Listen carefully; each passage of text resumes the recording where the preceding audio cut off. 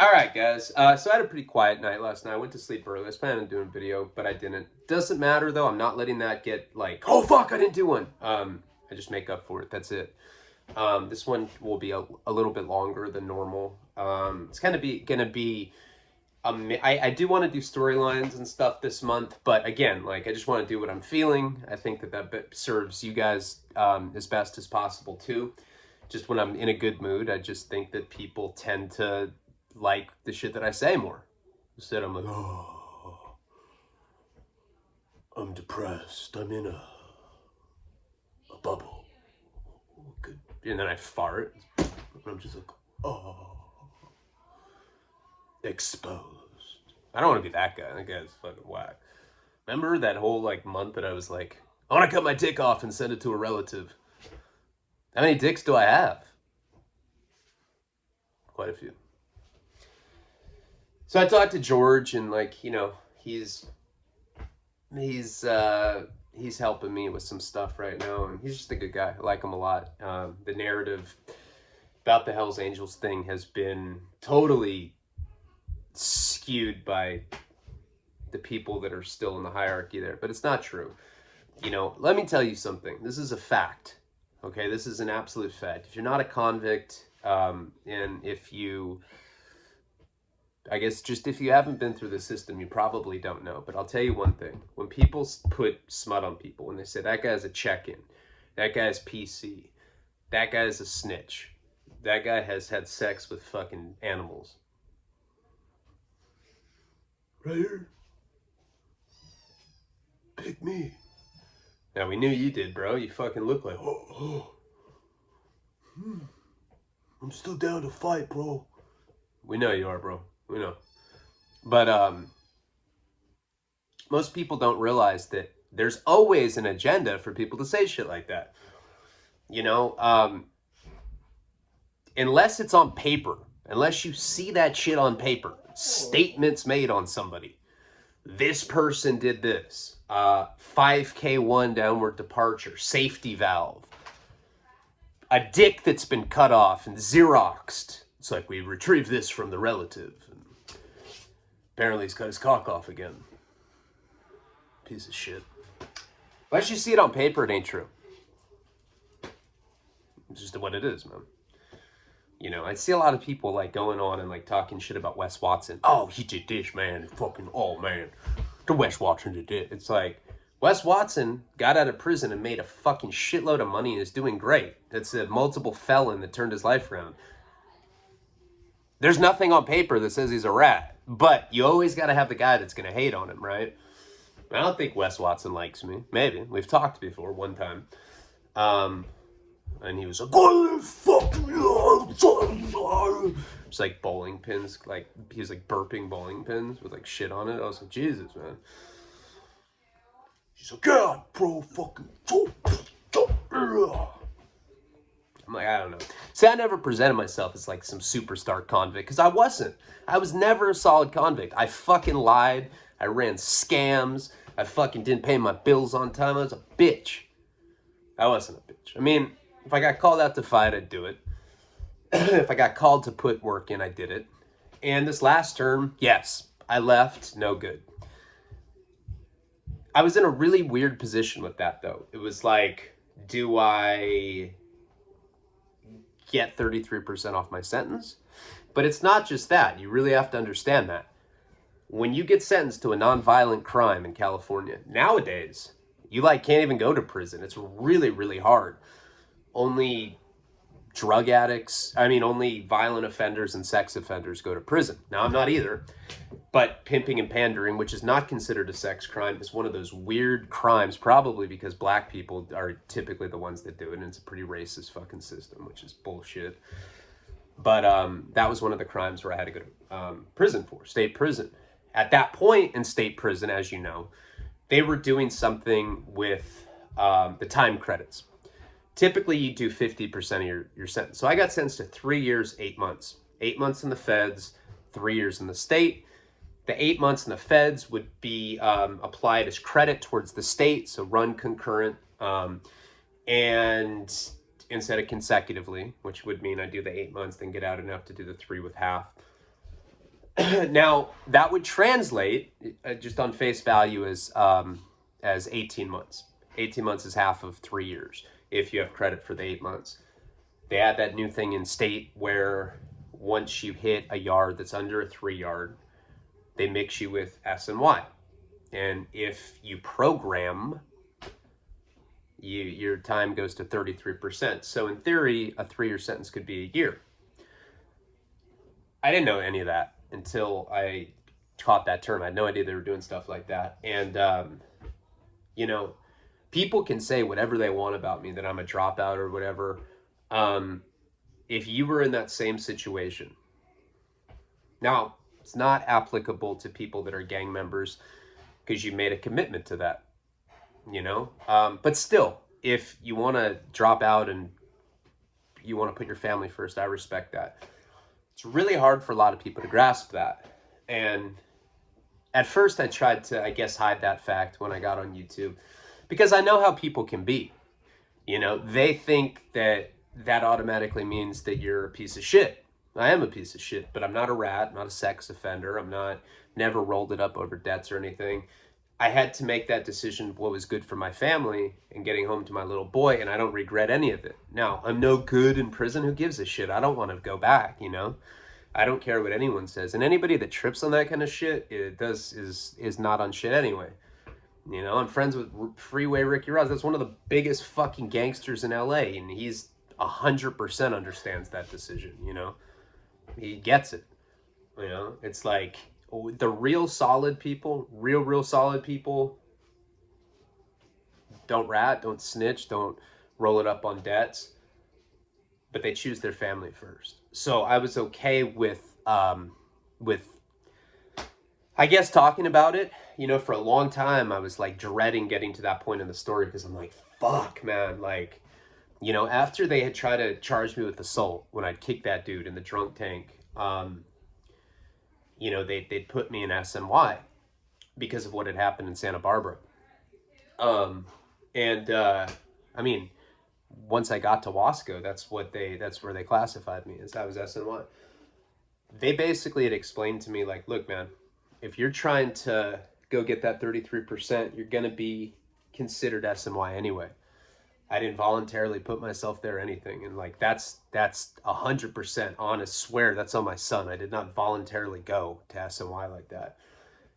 I knew that I was eventually going to be going to this mixed yard. Really difficult for me to get my head around. Now I'm friends with a ton of hardcore convicts. Seth Ferrante, Ryan Romnerace. These guys did 18 years, 21 years. Matty Donahue, who's blasé. That guy's about as fucking legitimate as you can get. The dude's a cold-ass gangster. All of them, of course, were not happy to hear that, but every single one of them respected me for being a fucking man about it and telling them the truth right when I got out. I said, this is what happened. I don't want you to hear it from somebody else. This is what happened. People respect that. And then I explained it further, and I said, this is a choice I made for my kid. You can look at that any way you want, but to me, I made the right choice. I don't regret it. My life is good now. It would have never been that way without you guys. And that's another thing. I'm constantly getting threatened by people. Not threatened. That's kind of an exaggerated way to say it. But I'm getting, you're a sellout. You know, you're a piece of shit. YouTube is what got you any sort of following. And now all you do is Patreon. I totally disagree with that. I don't think I sold out. I think that I fucking did what I had to do to support my kid. You know, how many people have 3 felonies and are able to be self-employed like that? Very few. And the way that I was looking at it is YouTube, regardless of like, well, just don't check the comments. Joe Rogan doesn't check the comments. That's because Joe Rogan's probably getting his dick sucked by a fucking supermodel masseuse right now, you know, and I don't know, that has nothing to do. I have a fucking supermodel myself. But what I'm saying is comments do affect me. And being on YouTube, it got to a point where I was like, is this shit even worth it? You know, it's like, I'm not making, and the most I would make off YouTube was about $1,000 a month. And for me, because people go, well, hey, if you have YouTube, you'll get more Patreon subscribers. I'm not a greedy guy, never been that way. I make enough right now to pay my rent. I provide for my child. Yeah, I don't have extra money to buy a bunch of new shit all the time, but we're comfortable. And like, for me, peace of mind is more valuable than anything else. So that's my 10-minute monologue mixed in with the video. I will try to remember to timestamp it for all you fucking weirdos that are like, just dance, motherfucker, just dance. Look at this. Now I rent, you know, I mean, not a baller. My rent's $1,800 a month. It's not that much. But, dude, I was fucking sleeping in parks just a few years ago. Legitimately. It didn't have to be like that either. That was just because I was being a little bitch. All right, let's get into the story. So this is going to be a wasting talent video. And I never did check the comments to see if you guys like it, but what my original intent with this storyline was to read out of the book and kind of like do like you would do in a DVD director's commentary. I don't know if that's something you guys like, but what I had originally wanted to do was tell the story about what was going on in my life while I was writing that, and then do the reading. So what I'm gonna do is I'm gonna just do a little story about what was going on while I was writing the 3rd chapter of my book, and then I'm gonna read from it and do the commentary. This one should probably go over an hour. This is not the only video that I'd like to do today. I don't ever wanna, I'm trying not to like say shit and then not do it, because I know that pisses people off, but I'm certainly gonna make the effort to do another one today, make up for it. I wanna do 40 a month, that's my goal. And I think I can do that. So where we had left off last time, it was interesting. So this is 2009 now, and it was my first time being in prison. I was 24 years old. I'd done a lot of jail time at that point. I'd done all that Santa Barbara County time. I'd done Florida time. And jail does not prepare you for prison. You know, I'd heard somebody compare it one time to jail's like the community college, prison's like a university. That's not true. Prison is a completely different world. If you've done jail time, but you've never seen a penitentiary, let me tell you, it's apples and oranges, okay? Prison is very, very violent. Not to say county jails aren't, but there's like a different code in prison. It's there's no bluffing. You know, that's the big fundamental difference. Jail, hey man, you better not raise your voice at me, man. I could get mad and we could fight. All right, bro, I don't want to fight. You want to play pinochle? All right, man. Hey, sorry. And they like rub the other dude's shoulder. Prison, there's none of that, because you're looked at like a bitch. Now, I've told stories about me getting beat up in prison. When I was 24, I got beat up by that outlaw biker, Jack, who had called me an idiot in the chow hall. I wanted to fight him because I had to maintain my reputation.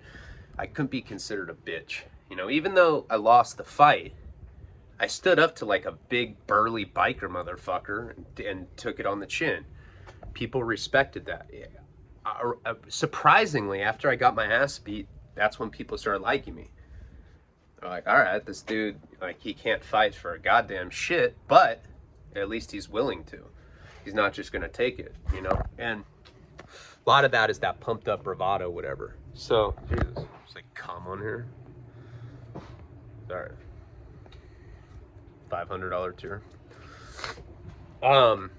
So by the time I was at this point we're at in this storyline, I'd been at Victorville for probably 6 months, maybe a little less than that. And in the beginning, I didn't fit in that well there. You know, I was very green. You know, I'd go up to people and be like, hey, how come nobody's getting stabbed? I want to see somebody get stabbed. They'd be like, shh, shut up, bro. Jesus, don't say shit like that. You know, there's like fucking black guys like looking, like thinking that we're talking about them, stuff like that. Made a lot of green, naive choices when I first got there.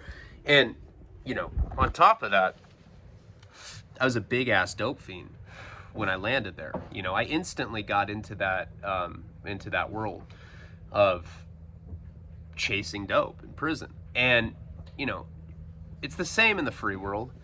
Drug friends are not real friends. They don't give a fuck about you. Drug addict friends where your relationship is completely predicated on a bag of drugs, it's not a real friendship. Now, you can have real friends that are drug addicts, but if your friendship's entirely based off addiction, then it's not a real friendship. And so the people that I was surrounding myself at that time, at Victorville, were not my real friends, you know? And my parents, petrified, God bless them, were scared. You know, the first time that they came to visit me, I had a black eye. My dad's like, what happened to your eye? I was like, Dad, I'm just going to say it before you ask. I haven't been butt fucked. Ever. This is just a traditional black eye. My dad's like, whew, thank God. Because, I mean, imagine if I came back from prison, and not to make light of rape, I'm sure, I mean, it's so common, I'm sure a lot of people that watch must have been molested or raped. Not funny to me. But imagine if I'd come out of prison after I'd been raped. I'm trying to imagine what that would look like, and nothing's really coming to me. I'm just imagining myself as this. I don't know why. What does that mean? What kind of weird subtext is that? But if I had been raped, there would have been, you know, that's traumatizing, you know? It's like, imagine being in group therapy, you know, and you're like, yeah, I'm really depressed because I got butt fucked in prison. You know, it's not like that shit would be easy to talk about. I've never heard anyone say that in a rehab. That'd be gnarly. Maybe if I ever go back to rehab, I'll say shit like that just to see what people say. But anyway, the point is, I don't know why I'm going off on this rant. The point is by the time I'd gotten to the third chapter of Wasting Talent, I told you, I mean, one of the ways that I'd found relief in there, solace, whatever you want to call it, is that I'd escaped by writing. Not only the act of writing, but honey, can you shut that door? Thank you. Not only the thank you, baby. Not only the act of writing itself, but you know, just that dream that this book would lead me to a better place at some point. That was like my whole thing. I'm like, oh fuck, all I got to do is this book, and then it'll make up for all the dirtbag shit that I've done before it, which is not true, but this is what would keep me sane. And there's a lot of people in prison that have similar fantasies or whatever.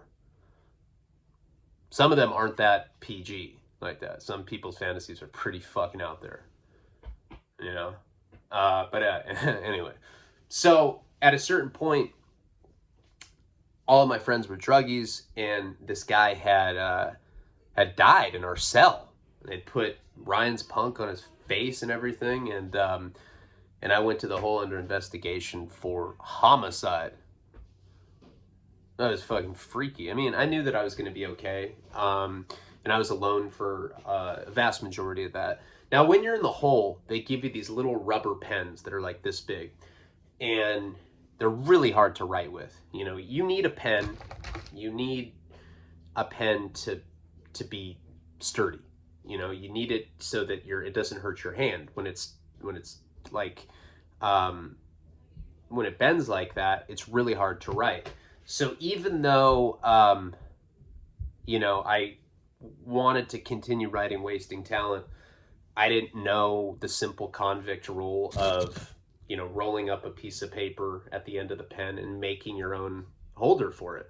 So you can get paper, you can make paper mache with wet paper and turn one of these little tiny like bendable pens into what feels like a real pen. But I didn't know that yet. I mean, I was still really green.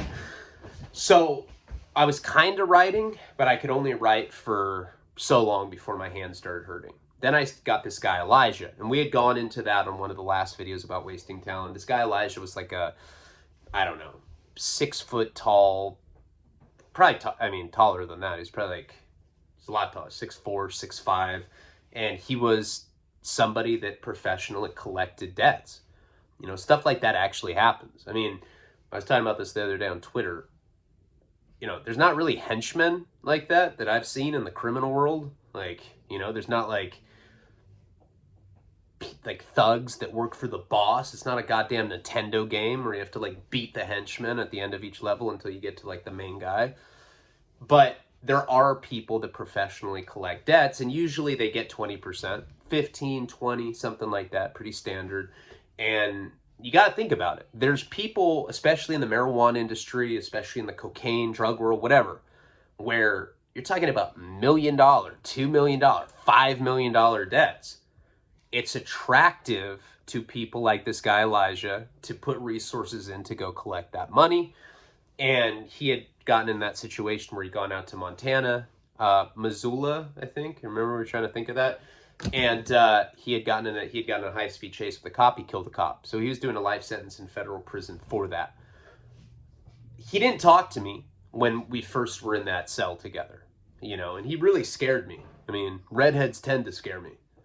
I don't know why, but he scared the shit out of me. He wasn't just a regular redhead either. He was pale. He's like a pale redhead. I'm into hot tan dudes, not that kind of shit. And so it was pretty quiet in that cell for a while until I told him the Mike Virgin story, and then he opened up to me. And then we started playing poker. We played heads-up poker, and I got in debt with him really badly. It was like $400. So he ended up getting out of the hole. And he had taught me how to make the sturdy pen holder thing so that I could actually write. So I started writing the 3rd chapter of Wasting Talent during that time. I don't remember how long I was in the hole, but eventually what had happened is the FBI had come. That's what happens in federal prison when you get in trouble. The FBI comes and they talk to you. And so I remember the guy that had talked to me was this older guy. He was probably like Puerto Rican or something, some sort of Latino. He was some sort of Latino. Is that the correct way to say that? I don't know. He was of Latino descent. So anyway, so he came and talked to me, and he basically asked me a bunch of questions. One of them was he really your punk? I was like, no, man. And I pretty much, what I had said, because, I didn't really have anybody training me on what to tell him as a response to not get in trouble. Basically, what I had told him was that it was his birthday. He came to my cell. He asked me if he looked visibly intoxicated. I said no. And he said, did he tell you that he had used anything that night? I said no. And he said, do you have any information about why he died like that? And I said no. I was like, I know as much as you do. And that was pretty much the extent of it. We probably talked for about 10 minutes. And everybody because I wasn't the only one that was under investigation. If you remember correctly, there's cameras on the corners of tiers. They look at us like going in and out of cells. And that's kind of how they do their investigations. Anybody that they see on that camera, they put under investigation. They throw you in the hole.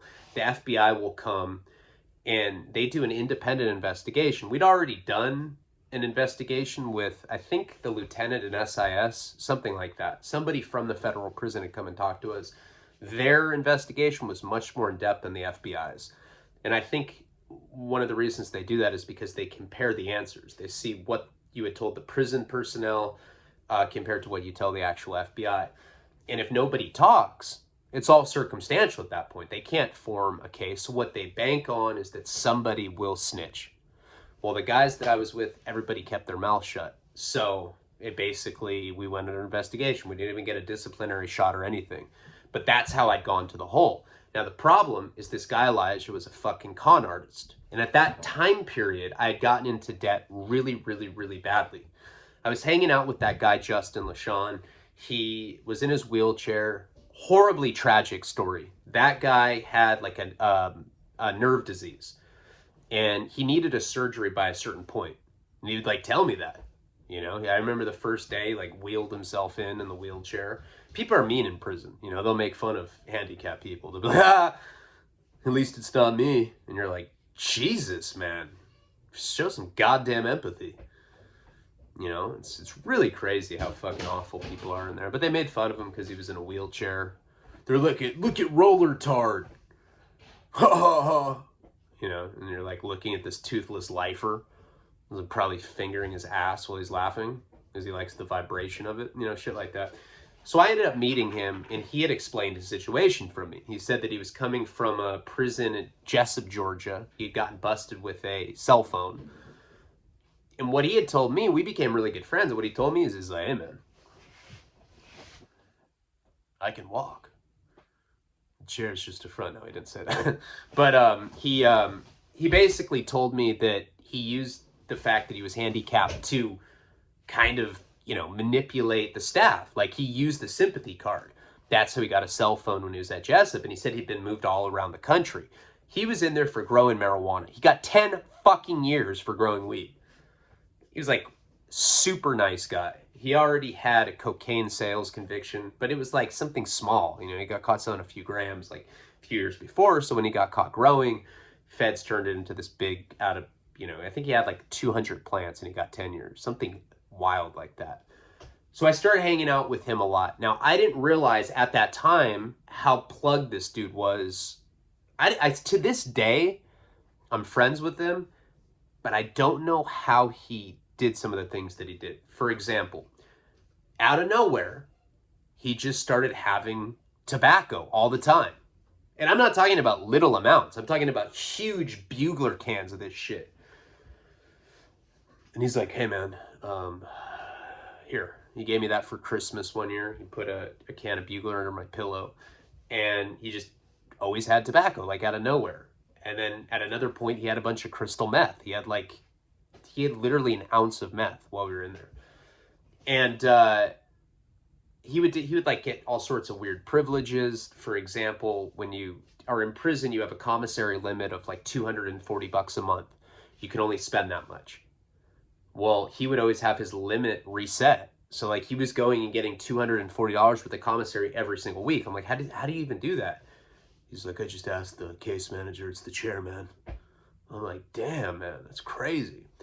And I always, like, even though he was disabled, every day he would make himself do push-ups, incline push-ups. Like, so much respect for people that have disabilities that are able to not let that define them. You know, I fucking love people like that. I really do. And I have a lot of friends that have had stuff happen to them or they're paralyzed, whatever.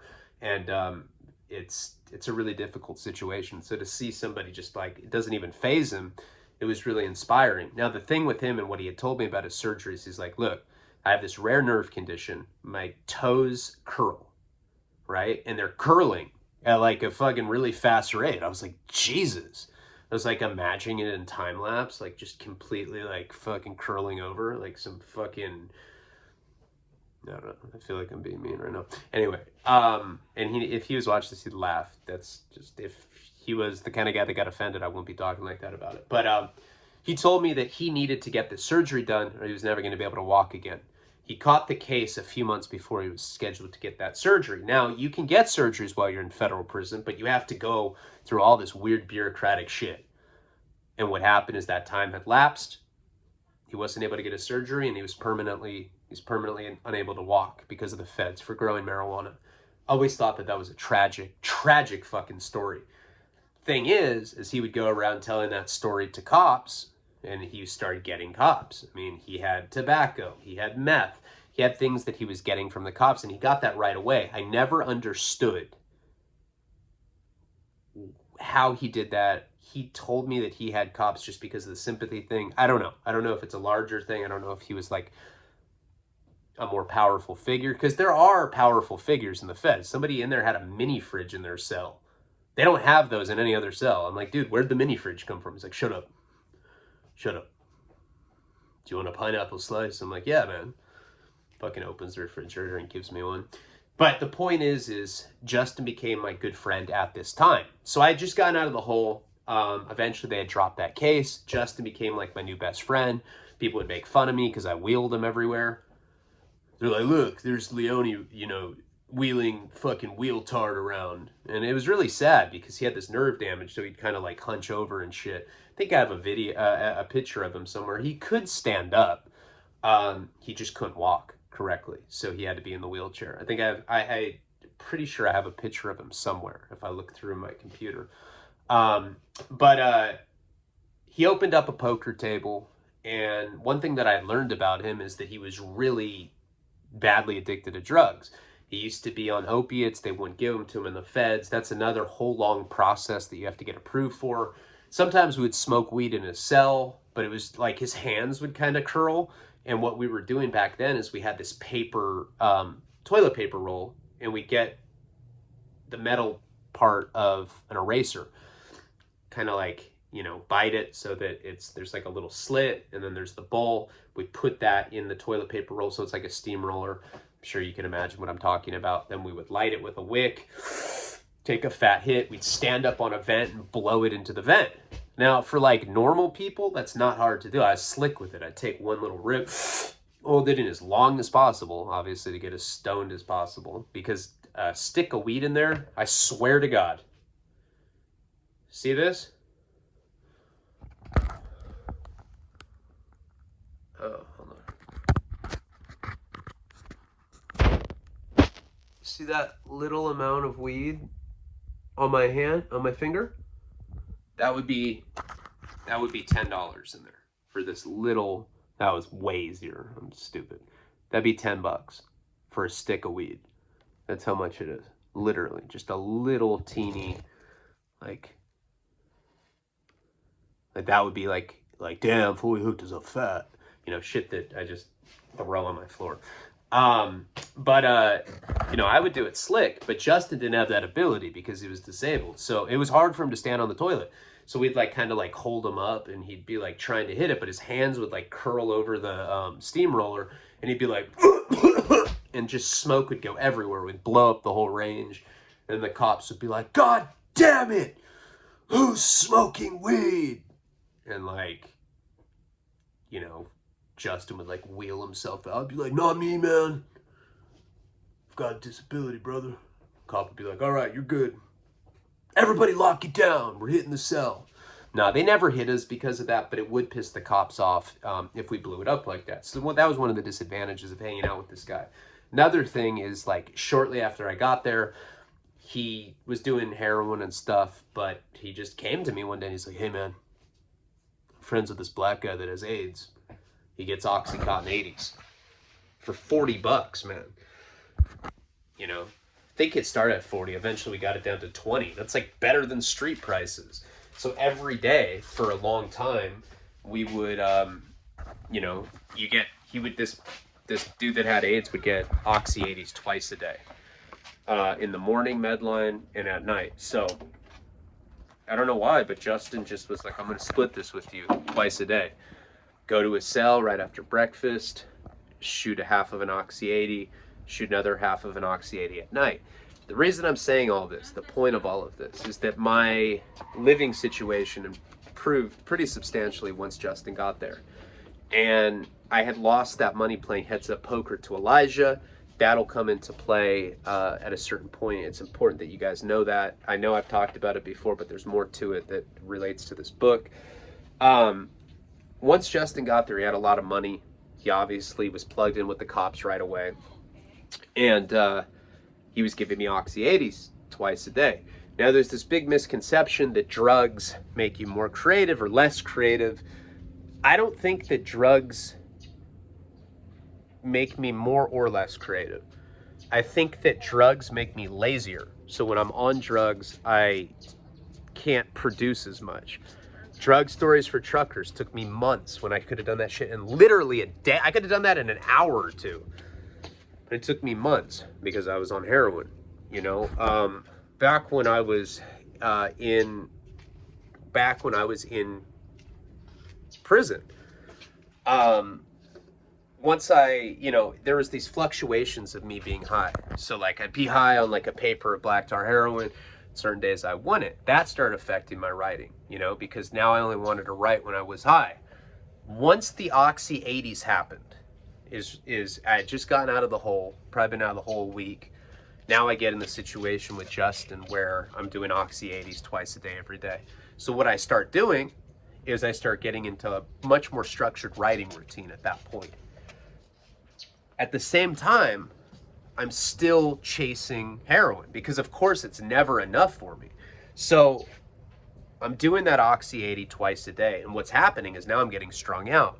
Anytime I can get a paper of black tar on top of that, it just kind of, you know, I'm more loaded that day. But I'm staying loaded consistently every day. I'm snorting Wellbutrin. I'm injecting Oxy 80s twice a day. And I'm doing heroin when I can. I'm starting to run up debts all over the compound. The compound is the prison. It's like what you call a yard. And so Sorry, I'm trying to smoke, and Nico's outside, so if you hear him. I started running up debts all over. And I've gone into that pretty explicitly in my 5 years in federal prison. It was a really bad time for me because it's right when my parents started cutting me off.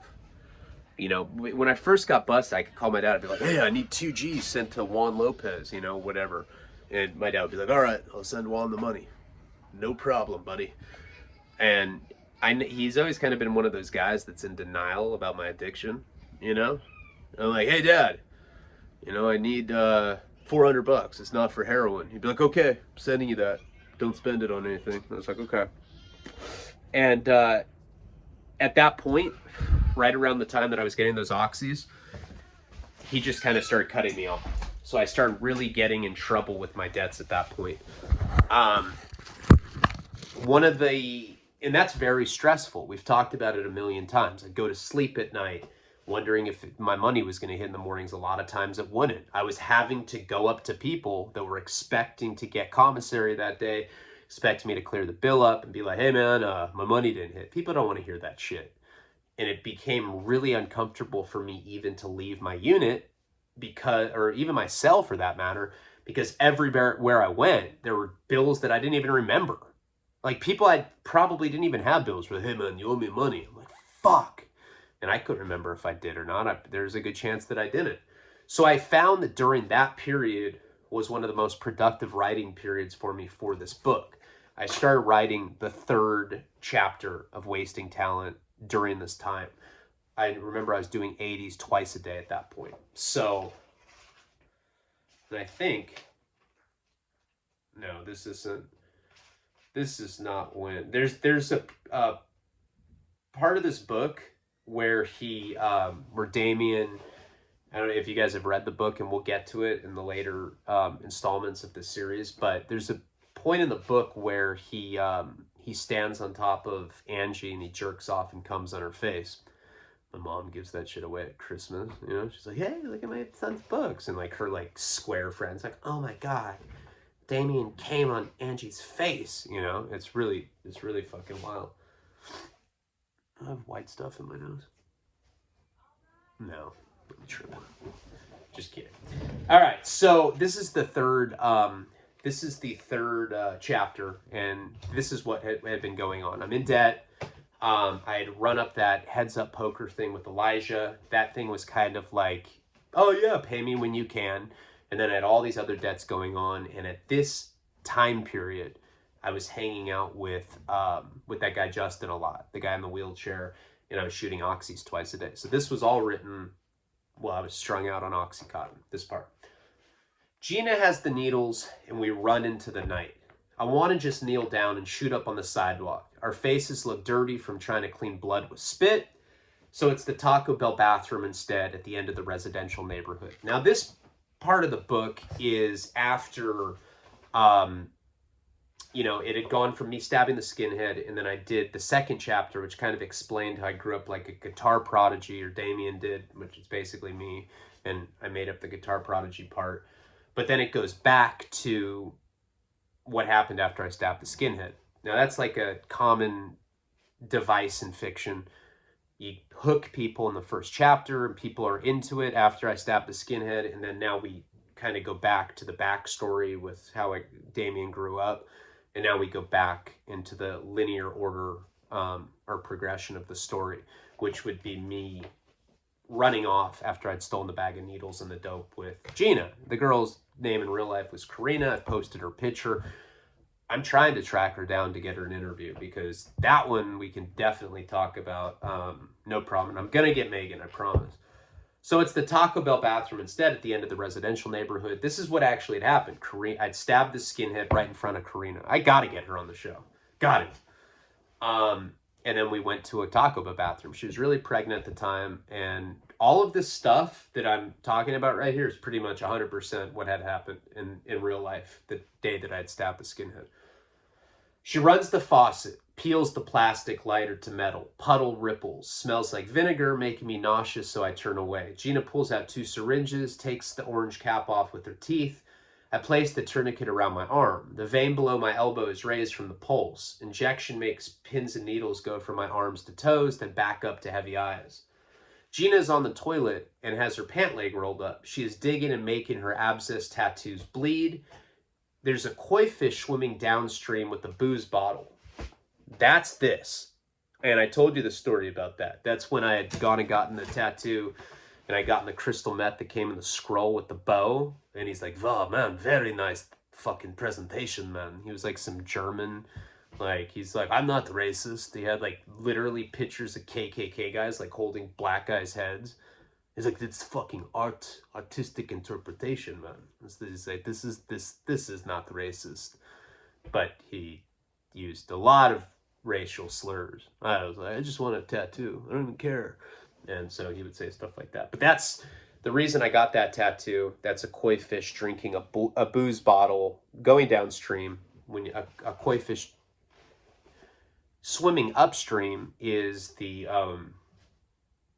means hope, perseverance, and that's the complete opposite. So that's pretty much trying to say that alcohol brings me down.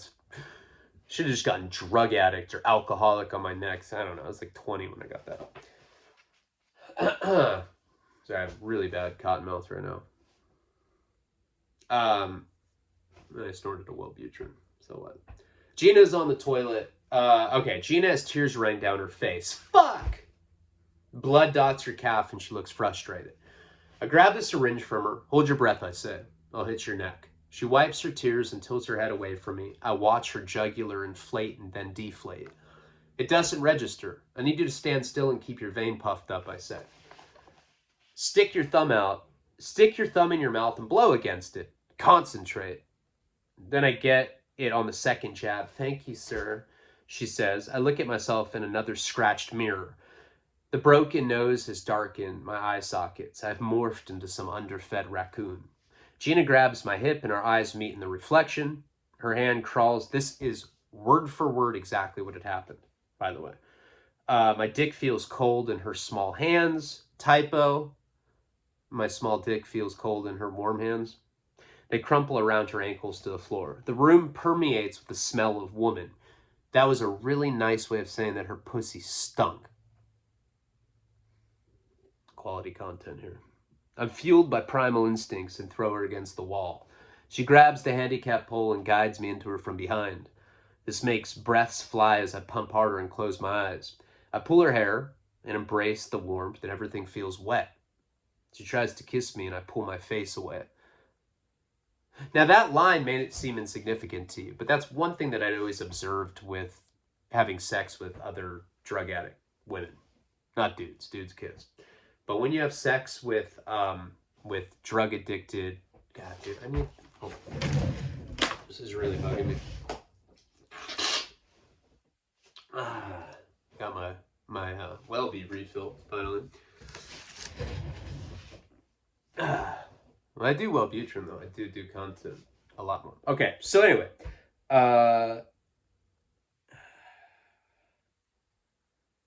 when I said that she tries to kiss me and I pull my face away.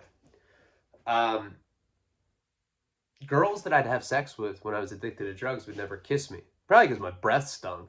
But I think that it's really kind of telling that even consensual, voluntary sex between two addicts, generally there's no kissing involved.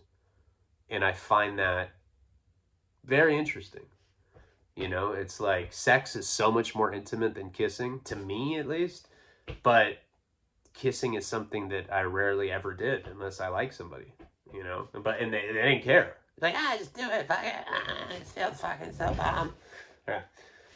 Slapping body parts, breaking the spell of a quiet bathroom. I know that she's climaxed because she's licking my palms. Now, this might be an exaggeration. I don't sling them. God, why do I have this dry mouth, man? I ain't slinging heat like that, you know what I mean? But it sounded good. She's humping backwards, being loud and slowing down. But I can't finish, which is absolutely fucking typical. Note, opiates have a prolonged ejaculation property. Having sex on heroin always becomes raw and uncomfortable. Masturbation is entirely unheard of in the scene.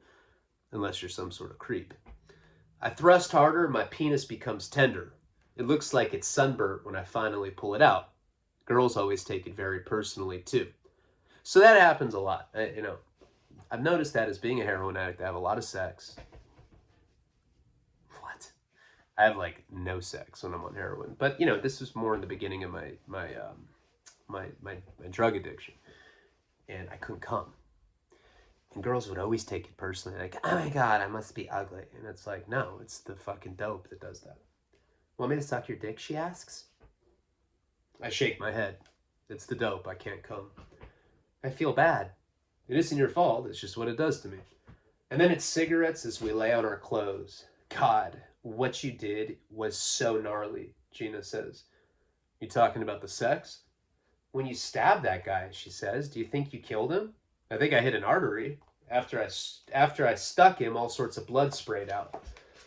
It looked like a horror movie, like it wasn't real. I hope he isn't dead. I was just defending myself. I like what you said, too. It made me laugh. It was written on the mirror of the exchange, I say. That was pretty gangster. But what if you did actually kill him? Then we should probably get as high as possible. Gina makes us shots, flicking at air bubbles in the syringe. No, junkie folklore says the air bubbles will cause an aneurysm that will kill you via exploding heart. Alex bet me a dime of coke that an intentional air bubble would take me out. It didn't. Absolutely true. Alex, the guy that I'd lived with, drug dealer, I was a runner for him. This is who I was living with right before the Mike Virgin thing. Remember when I was crawling on the floor looking for drugs and I called the rehab and they sent me to Florida, my parents. Alex was always like, an air bubble will kill you. If you fucking shoot an air bubble, you'll die. I was like, no, it won't. I'll bet you $10. He's like, I'll give you a dime right now. I was like, all right. And I literally just shot an intentional air bubble. I'm still here. And I did the dime of coke. What if I was wrong? Jesus, that's a fucking horrible bet, man. I got bad odds on that. Okay, I hit myself and then Gina. We get super high and my dick stops hurting. The floor is freckled with pubes and smells of cleaning supplies, but we end up holding each other and cuddling on it anyway. Feels perfect, like the ending to a black and white movie, baby. I wake up to a knock on the door. It's morning because I feel dope sick. Gina is talking to someone. Uno momento. Must be a Taco Bell employee. Mexican too, which is great. California, a lot of Hispanics working in the fast food sector are legal immigrants. They have somehow managed to sneak into this highly competitive workforce. I'm not saying that all of them lack green cards, but certainly enough to be advantageous for the local drug addicts. You could get caught doing pretty much anything and they aren't going to call the cops. If they aren't trying to elude the law themselves, maybe Maria, who they carpool with, is. That is goddamn sounds so racist and prejudiced. I really don't, and I've seen people like say that in reviews and stuff, that like some of the stuff that I write or even videos I do comes off as racist, homophobic, whatever. Honest to God, the way I feel about it is like I'm really, really anti prejudice and racist and all that. I look at it more like satirical, like how Dave Chappelle, I don't think he hates white people. I think it's a complete joke, and that's how I feel. But just so you know, deep down, I really don't like racist people. I don't like prejudice. I don't like homophobia, transphobia. I don't like any of that. I simply judge people on their actions, and I'm pretty forgiving too. Like, it takes a lot to fuck up with me.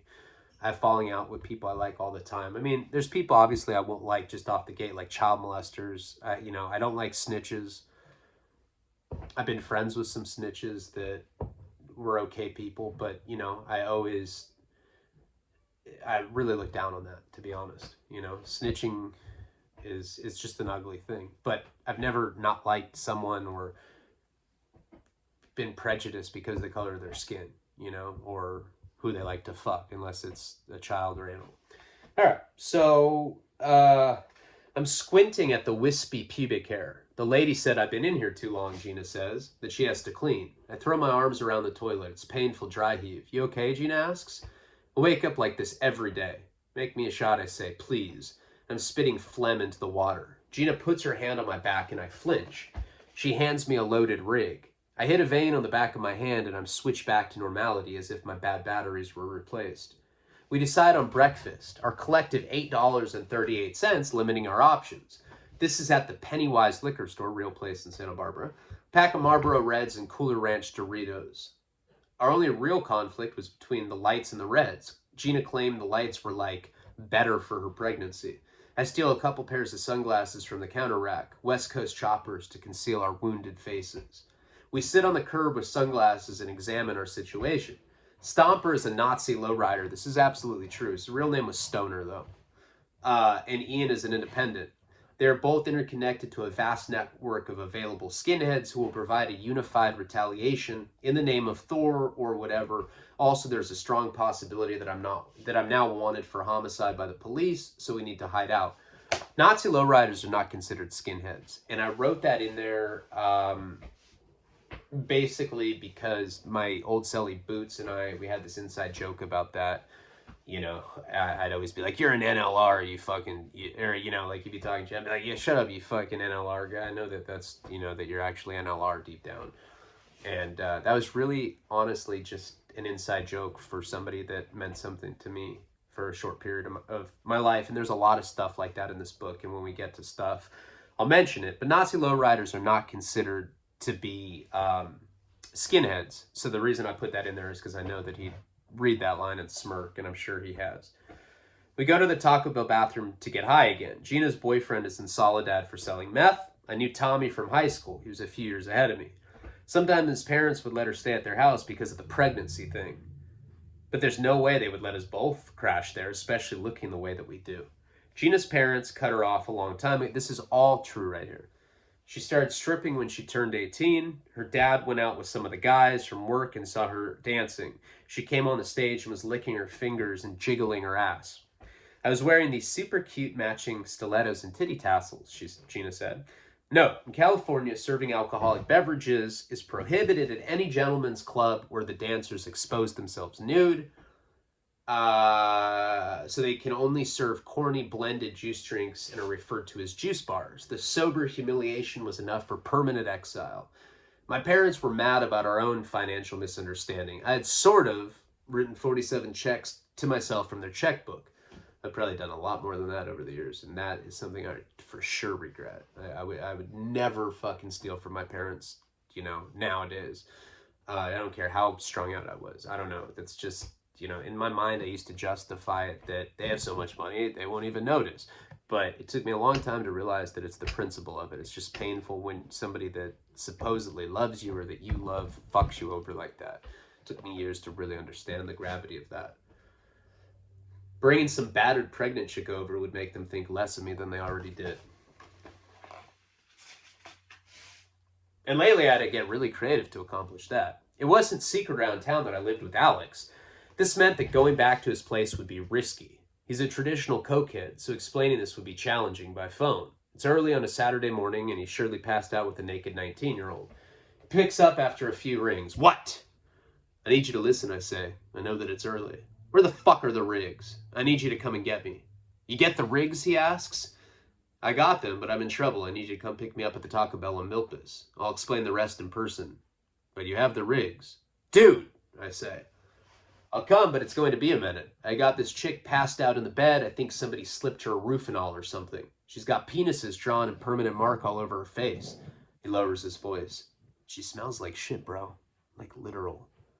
I'm seriously in trouble, Alex. Maybe she's dead. She smells dead. Are you done, I ask? Give me 30. Alex takes a couple hours. Gina and I slammed open the bathroom as Lexus eventually rolls through the parking lot. This is with the blaring Gorillaz song. A lot of times I mention music in the book, and it's because that's stuff that I was listening to a lot at that time. There's a lot of like radio type music, like the Gorillaz, Red Hot Chili Peppers, shit like that. That when I was in prison, I was listening to a lot of radio, so that explains why it's all like a lot of mainstream stuff. Blue October, shit like that. Stained, Rage Against the Machine. So you bought, okay. I tilt my sunglasses down. Alex is smoking a cigarette. What happened?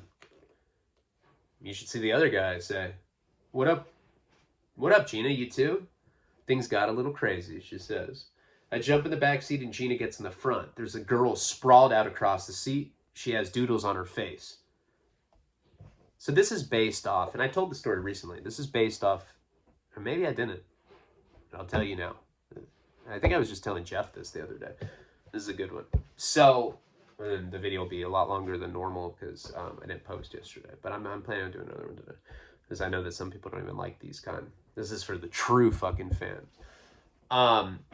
So there's this girl, my friend Sean, who used to be my best friend, the guy called Poppius, but he fucked me over. The reason he fucked me over, just so you know, in case you're wondering what happened with that, is he was engaged to a girl for 3 years. I was engaged to a girl for 2 years. Both serious relationships. Now, I'm glad that it didn't work out because I love Karina to death and wouldn't trade her for fucking anything. But at the time, his chick was leaving him. My fiance at the time, I just relapsed, she was leaving me. We kind of connected on, I mean, we grew up like best friends or whatever. We weren't in each other's lives as much when we got older. We both went our separate ways. We're both heroin addicts and we crossed paths, you know, whatever. We're still on good terms. When his girl was leaving, it was like the first serious relationship he'd been in. She left him because he's a horrible junkie and he's a liar. Horrible. Way worse than me. Like, the kind of guy where, like, I'll lie to you and then, like, I'll admit it. But, like, he won't. You know? Like, I'll lie and then I'll eventually admit it. Because that's just how I am. I'm apologetic and, like, my friends trust me. You know? If I tell them something, I'm like, look, I'm telling you the truth. They know that it's true. Not with this fucking weirdo. So when she was leaving him and when my thing was going south, I was really there to, like, console him. I mean, he was crying. He was suicidal. There was a couple times he'd call me with a gun in his mouth, stuff like, I mean, for real, wanted to kill himself. But, you know, he's a liar, so I don't know. Maybe he didn't have a gun. He's probably, like, not really going to do that. But he, you know, cried for attention, whatever.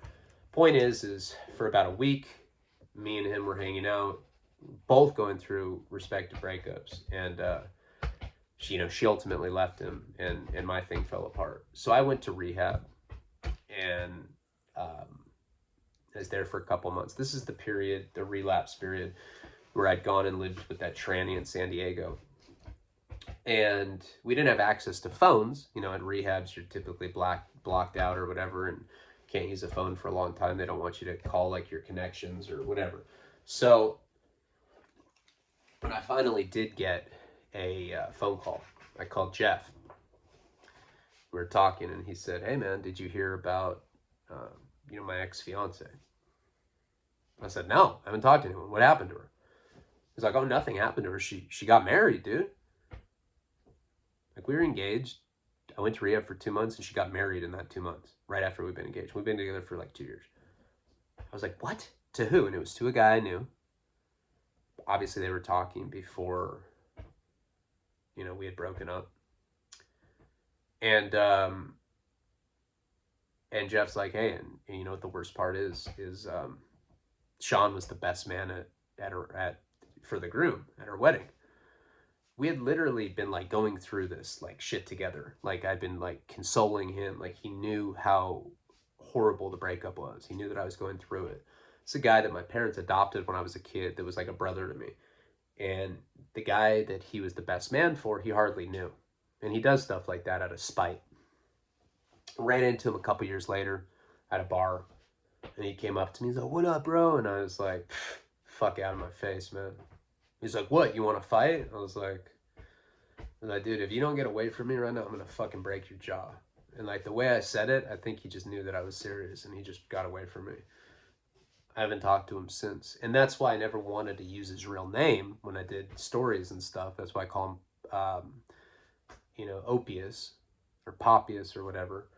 I don't know if I was saying it wrong, but what we used to call him was Opius. But it's just such a piece. I can't believe he did that to me. You know, especially because we went through the breakup together and, like, I was there for him 100%. I just hate when people do stuff like that. When we were still friends, though, back in my early 20s, at one point he had called me. He goes, and I had a car, at a Volvo. At that point, I was homeless. I was living out in Isla Vista, and I was basically just sleeping with women to try to get, like, shelter and food and shit. you know, like literally. Like I'd go to college parties and try to go home with someone just so I'd have somewhere to sleep that night. And sometimes it worked, sometimes it didn't. At that time, he called me and he told me he had this girl that was passed out in his bed. He said, "Hey, I think she got roofied last night. She's in my bed. She's naked. She fucking has all these penises drawn on her face." Whole thing just sounded horrible. I was like, "What the fuck?" He's like, "Hey, can you come get her, man? Please, please come get her." I was like, "All right." Um, I think he had told me she had an apartment or something that I might be able to crash at if I came and got her. I don't remember why I did it, but I went and I got her, and she was pretty hungover. I don't know if she got roofied or if she was just really drunk the night before, but she ended up. I ended up going back to her place with her. She lived in Isla Vista, and we ended up and like right away, like literally got to her place. She took a shower, and then that went down, and I moved in there.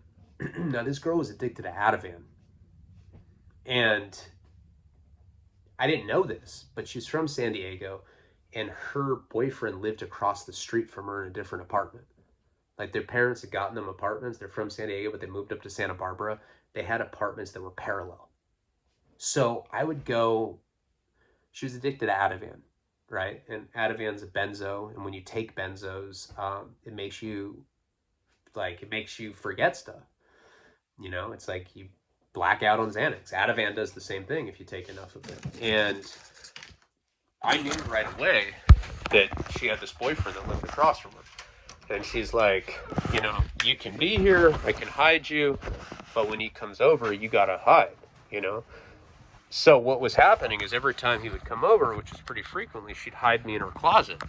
It was the craziest shit ever. And I lived there for like a month. And like, it was scandalous. Like sometimes I'd literally fuck her. I'd literally fuck her, and like 10 minutes later, her boyfriend would show up. I'd hide in the closet, and he'd fuck her, and he wouldn't even know that I just fucked her. It was scandalous. The whole thing was even crazier because I was on Ativan. So I would like be in these like crazy blackouts, wouldn't know where I was, wake up in her truck, wake up in the closet. Now, all totally disoriented, not knowing, you know, what I was supposed to be doing, you know, if her boyfriend was there, whatever. It was really crazy. Don't remember what happened at the end of all that. I don't remember. I know I ended up sleeping with her like a couple years later for some reason. Like I hit her up on MySpace or something. I don't know. I don't really remember. But it wasn't the last time I saw her that period. I wonder what happened to her. She was really good looking too. Really sad though. She was a big old Ativan addict. But this girl is based off this situation. So you brought the date rape chick, I say? I'm not just going to leave a stranger, he looks over his shoulder, a potentially dead stranger at my house. You fucking crazy? She could be a dope fiend or something. Place 2 fingers on her nose, under her nose. She isn't dead, I say, she's breathing. And she's seriously in a coma, bro. I poured beer on her, hot coffee, even stuck some fingers in her ass. She's out clean. She has brown coffee stains on her tube top. We have drugs on us, I say. I have a broken nose. There's visibly abused pregnant girl and weekend at Bernie's corpse thing. This is really sketchy even for us. I think you're overreacting, Alex says. I admit we're riding a little dirty. No, you were demonizing us, I say. Turning benign drug addicts into sex offenders. Bringing the entire scene down with you. How many times are you going to bring up fucking New Orleans? It didn't even stick, Damien. If you have a non-conviction on your record, something like this is going to be easy to beat. I read that on the internet. Girl has Sharpie drawing cartoon cock and wavy balls, teardrop sperm, cum guzzler on her cheek. This is my best friend, and I'm completely used to stuff like this. So I just prop up the girl and strap the seatbelt around her limp body. Now what happened, Alex says. So I'm going down on this dude, Gina says. He's got a tattoo of Hitler next to his dick, and Hitler's hand actually on it. So that when it gets hard, it salutes at you. I really knew someone like that in prison. He just got out of the joint, so you know. And I was dragging my teeth on purpose because I saw that once. I saw the ounce on his nightstand. He got mad and hit me, and then when I bent down, I grabbed it and stuffed it in my bra. But Damien left the bag of spikes in the pad. Know how Jeff and I planned on robbing Ian, I say? Don't tell me you snuck in through the window. Yeah, I say. And they were butt fucking when I went back in. Ian and the skinhead? Yeah, oh, this is great. Keep going. So I'm crawling on my stomach and my cell phone fucking rings. I point at my face. His buddy does this, breaks my nose. Ian tries to stab me and I end up getting the knife and putting some holes in him. He may have killed him, Gina says. There was a lot of blood. Jesus, what are you guys going to do? Got any coke, I ask? It's in the dead chick's pants, Alex says. If we get pulled over, we can blame everything on that slut. You're retarded. And I fished through the... And I don't like that word, by the way. I really don't like that word, retarded. There's nothing in the world that makes me sadder than when I see somebody that has this kind of mental disabilities. And I've told Karina a bunch of times, I'm like, hey, if we really get money, if I really make it, I really want to adopt a kid with special needs like that. She's like, it's a lot of work. I don't know. All right. And she really said that. I was like, what the fuck? You have no soul. It is a lot of work, but I don't know. That one, I'm being dead serious. I really would like to do that if I can. If I get in a position where I can do that, I think it is bullshit when there's a kid that has disabilities, Down syndrome, whatever it is, and parents put them up for adoption. It's awful to me. It literally breaks my heart. It just, for real, I really want to do that if I can someday. Dead serious about that. I don't know why I was using that word back then. I guess in that period I didn't think that way. I don't know. And I fished through the girl's jeans, pulling out a Ziploc bag of powder.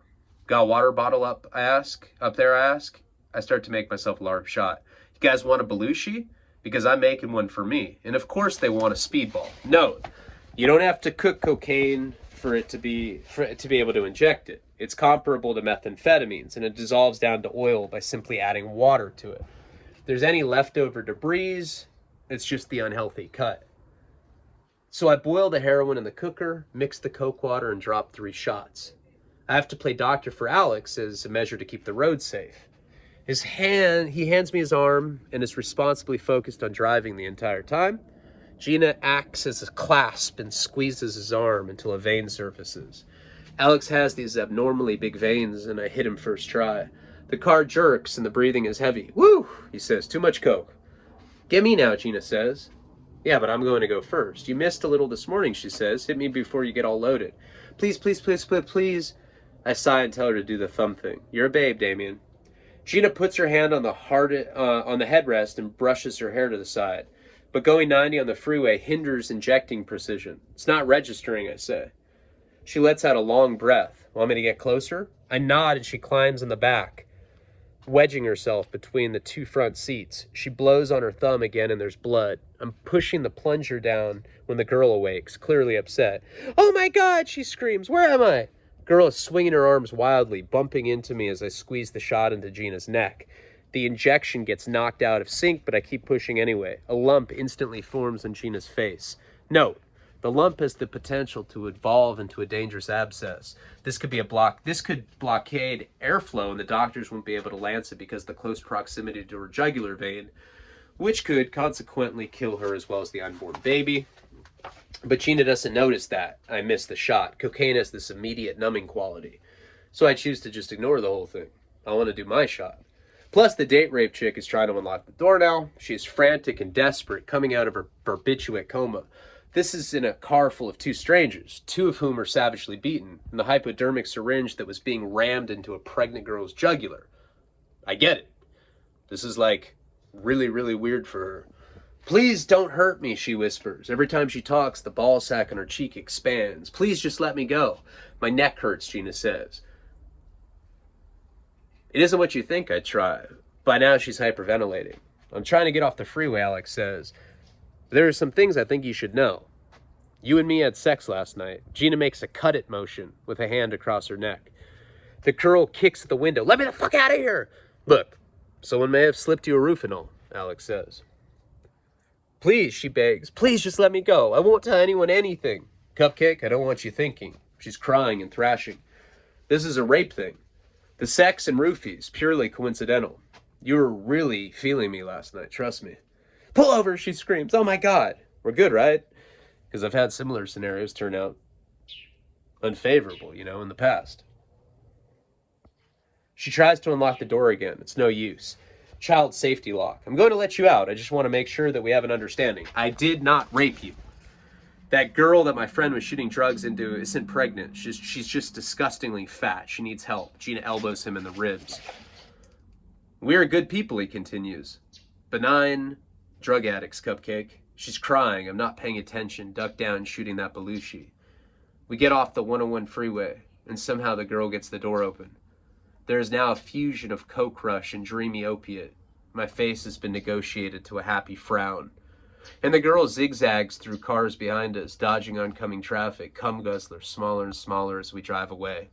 You know, Alex says, sometimes you go to bed with someone and they turn out to be a real fucking weirdo in the morning.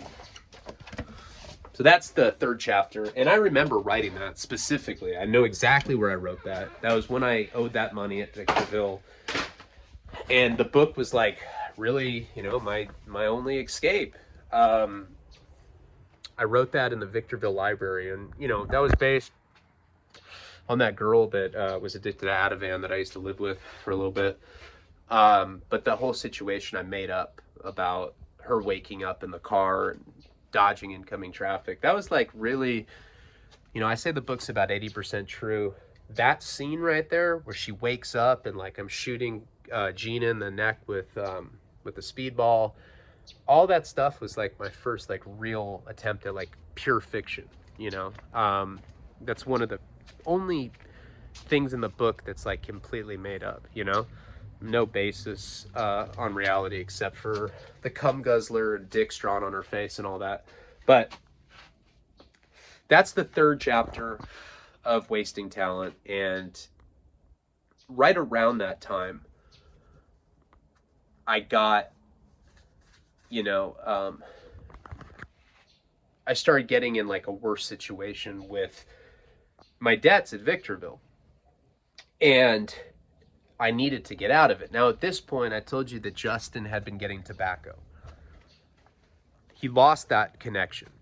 One day he could get it, the next day he couldn't. It's very common in prison. It's very common anywhere. You have a connection and it goes away. So when that happens in prison, when somebody's bringing drugs, tobacco, whatever it is, and very consistently, and that source gets cut off, there's a huge inflation that occurs on the market. So now all of a sudden, a can of Bugler at that point was going for $1,000. At that period, now, since there was none, it was going for $2,000. Doubled in price. So sometimes people do it intentionally. Elijah came up to me and he said that he could get a can for $1,000. That he still had a friend with $1,000. And he said that if I could come up with $500 in stamps, that he would give me, that we would go halves on it. Okay, so that 500 in stamps, I could probably turn into like $5,000 or $6,000 because you can break it down and sell a little thing of tobacco for $5. So the way I was looking at it, like a fucking Ponzi scheme. So I was like, okay, I'll owe all of these different people money. All of these different people money. There's no way I'm going to be able to pay it because my dad pretty much cut me off. What I can do is I still have good credit with one of the guys that sells stamps. I can go in and get the stamps. I can give Elijah the $500 in stamps, so give me the half of a can. I'll make literally like $5,000 off it, clear all my debts, and then I'll be able to pay the guy that had sold me the stamps back. Because that guy wanted street money. Because my parents had done that so often, I had good credit like that. So that was my entire plan. So what I did is I went up to the guy that sold the stamps. His name was Carlos, and he was like this old lifer. He ran a store, and that's why he always had stamps. But he liked to get street money because he had a daughter that was in college. He liked to send her money from his book. So he hustled for everything he got. Some paisa that just had a lot of drive. Later, he ended up getting stabbed over some shit, but I'll get to that at a certain point. But this guy, I went up to him and I was like, hey, man, I need 500 in stamps. I can have my parents send your daughter a check like last time. I'd done that before for him. And he's like, yeah, absolutely. He gave me $500 in stamps just like that. He didn't know I was in debt with everybody in the yard at the time. So I go and I get the $500 worth of stamps. I give it to Elijah. He's like, all right, I'm going to go inside. I'm going to get it and meet me out here on the next move. So he goes back to his unit. He lived in a different unit than me. He comes back later that night. Like, he doesn't come back on the move, but later that night I see him on the yard. Like, what the fuck, man? Where's the shit? He's like, well, you owed me for poker, so I just kept it. So he got me in even worse trouble. And I mean, to go even $500 more in debt at that point, especially with this Paisa guy, like, who was like pretty high up with the Paisas, it really put me in a bad situation. And we can get into all of that stuff further in the next installment of the Wasting Talent storyline series. Thank you guys. It was an hour and 15 minutes. I know not everybody likes these ones. They just like the straight stories. So I'll definitely try to do one a little later. Gonna go grocery shopping with my family now. Palabra.